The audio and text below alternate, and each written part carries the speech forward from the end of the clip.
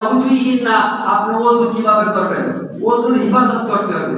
ওযুর ইবাদত কিভাবে করে, ওযুর ফরজ ভাই আপনারা একটু জানা থাকলে উত্তর দিবেন না, মনে কষ্ট পাইতেছেন জিজ্ঞাসা করলে। এটা হলো একটা শিক্ষার প্রতিষ্ঠান। সপ্তাহে শুক্রবারের দিন আপনাদের এটা একটা ভার্সিটি, এটা একটা আপনাদের শিক্ষার প্রতিষ্ঠান। আপনার কাছে আমি শিখবো, আমার কাছে আপনি শিখবেন। এটার মধ্যে বেতন নাই, বেতন নাই। আর ক্লাসিক্যালি বেত আছে, বেতন আছে। এটা বেতন ছাড়া, বেত ছাড়া শিখবেন। এটার মধ্যে কি আপনার মনে কষ্ট নেবেন? ওযু করেন ভাই, জানা থাকলে বলবেন যে দেখি ভাই ওযুর ফরজ কয়টি। আর কেউ বলবেন কম বা বেশি? মুরব্বি কয়টি কম? আর কেউ বলবেন একজনের কাছে 6টি। আপনারা যারা বলছেন এটা কোরআনে আছে 4টি, রাসূলের হাদিসের দ্বারা প্রমাণিত আরো 2টি। এই দুইটা আপনারা বুঝে নিন যে আপনার ওযুর হিফাজত হয় না যদি এই দুইটা আপনি না করেন। ওযুর ফরজ 6টি, কোরআনে আছে 4টি, রাসূলের হাদিসের দ্বারা প্রমাণিত আরো 2টি। সেটা কি? আপনার সিরিয়াল মতো ওযু করা ফরজ। মানে আগে হাত ধুইবেন, পরে মুখ ধুইবেন, পরে কোনি পর্যন্ত ধুইবেন, পরে মাথা সাফা করবেন, পরে পাও ধুইবেন। কয়টা হইছে ভাই?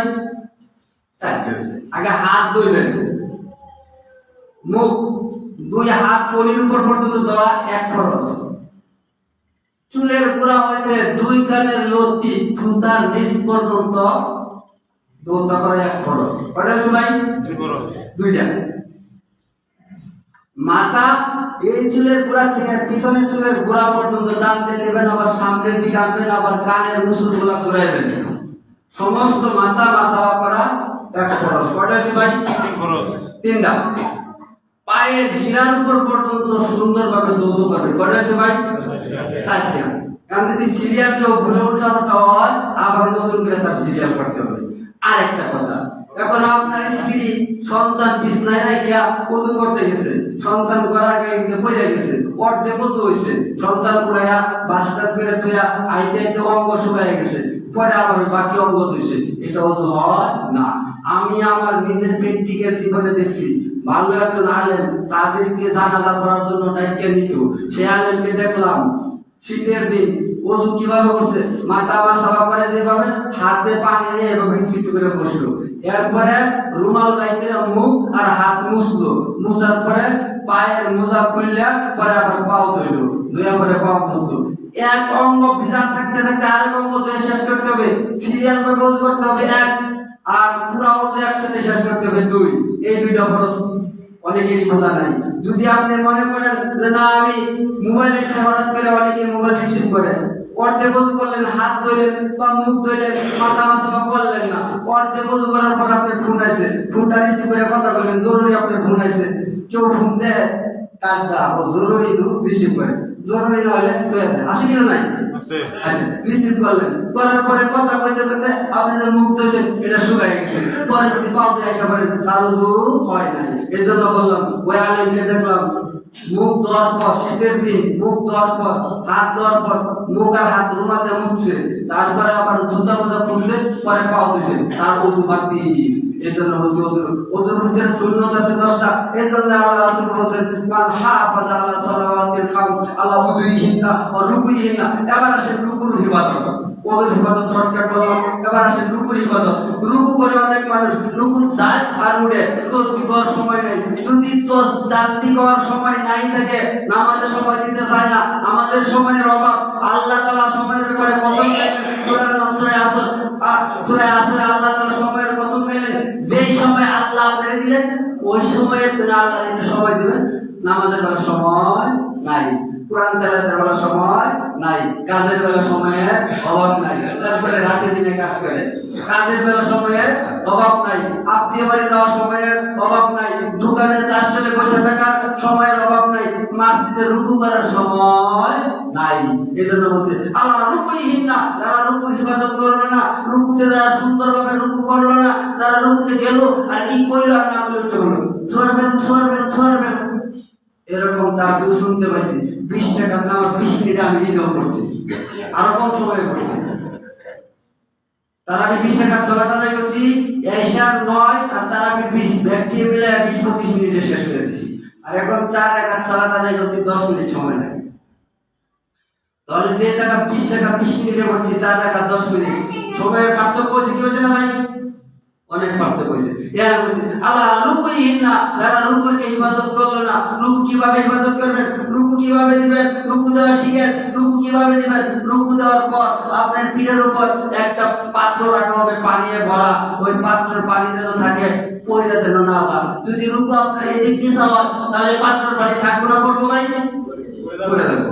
আপনি রুকু দেওয়ার পর আপনার পিঠে এমন ভাবে থাকবে পাত্রের মধ্যে পানি রাখার পর পানি যেন আর পড়ে না, এটা উদাহরণ। এইভাবে আপনি রুকু দিতে হবে। আর রুকুতে যা বলবেন সুবহান রাব্বিয়াল আযীম, সুন্দর করে 3 বার। যদি বলেন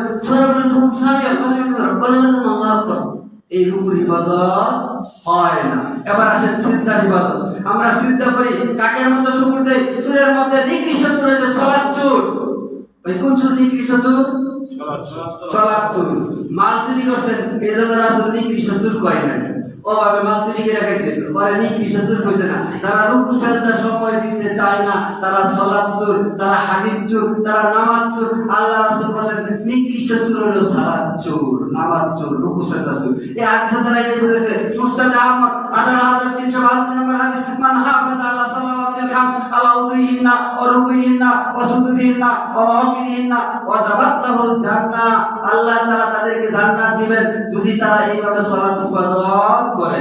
রুকুর ইবাদত করতে হয়, ওযুর ইবাদত করতে হয়, সালাতের ইবাদত করতে হয়। রুকু সিজদা সব মিলাই যদি আপনি ইবাদত করেন, ওই ব্যক্তির জন্যই বলছে ওয়াজাবাত লাহুল জান্নাহ, তার জন্য আল্লাহ তাআলা ওয়াদা করলেন, তার জন্য আল্লাহ জান্নাত দেওয়ার জন্য অপেক্ষা করলেন। যদি আপনি এই কাজগুলো করেন, দুইটা হাদিসের কথা বললাম, আর দুইটা হাদিস অল্প অল্প বলবো, যত আপনারা আসছেন পরে সবই তো শুনতে পারেন নাই। আপনারা যারা পরে আসলেন তারা তার আগের কথাটি শুনতে পারেন নাই, তারা এখন আসতেছেন মনে হয় আসেন নাকি, আসার কোনো শেষ নেই, আসতেও পারে আরো। যদি আসলে আমরা হাদিসগুলা পুরোপুরি না জানি আর না মানি তাহলে ভাই আমাদের সালাত ইবাদত হয় না। এই জন্য তো আল্লাহ রাসূল বললেন কিছু মানুষ সালাত আদায় করার পরেও তারা যে জাহান্নামে যাবে সেই জাহান্নামের নাম হইছে ওয়াইল দুজক। যে জাহান্নাম, বাকি জাহান্নামে তার জন্য দৈনিক 400 বার আল্লাহর কাছে ক্ষমা চায়। তাহলে কেমন গর্তটা ওইটা? সেই জাহান্নামে কিছু মুনাফিক মুসল্লিদেরকে আল্লাহ তাআলা সেই জাহান্নামে দিবেন। সেই জাহান্নাম থেকে বাঁচার জন্য আমরা ঠিক ভাবে যেন সালাত আদায় করতে পারি, আল্লাহ তাআলা আপনাকে আমাকে তৌফিক দান করে। সকলে বলে আমিন।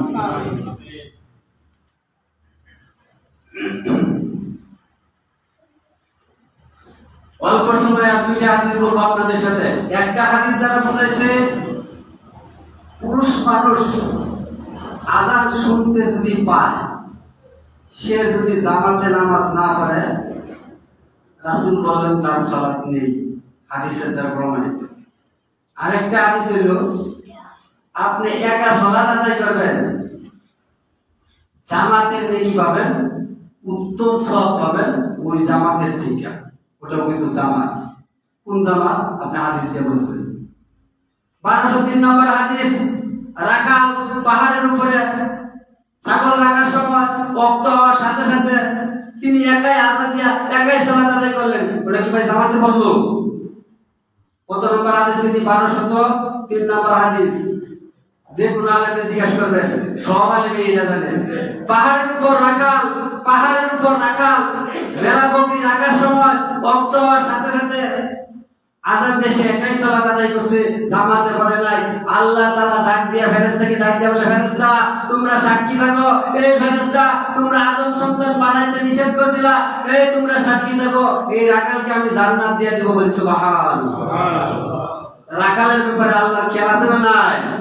আপনারা আমার রাজা বাচ্চা খেয়াল পাশে গেলে আর নাই, চিনে না, কিন্তু পাশ হওয়ার আগে কিন্তু চিনে, পাশ হয়ে গেলে আর চিনে না। আর আল্লাহ তাআলা আপনাকে কিভাবে ভাবে চিনে? পাথরের নিচে, মাটির নিচে, পাথরের নিচে, অন্ধকারের ভিতর কালা পিপলিকা কিভাবে হাঁটে, কি চায় আল্লাহ তাআলা জানেন। আল্লাহ তাআলা ওয়াদা, আল্লাহ তাআলা জানেন, আল্লাহ তাআলা বুঝেন, আশা তার পূরণ করতে পারেন। আল্লাহ তাআলা সব জায়গায় দেখে, এটা হলো দেখার বিরাজমান। কিন্তু আল্লাহ বিরাজমান না, আল্লাহ দেখা, আল্লাহ শোনা, এটা হলো বিরাজমান।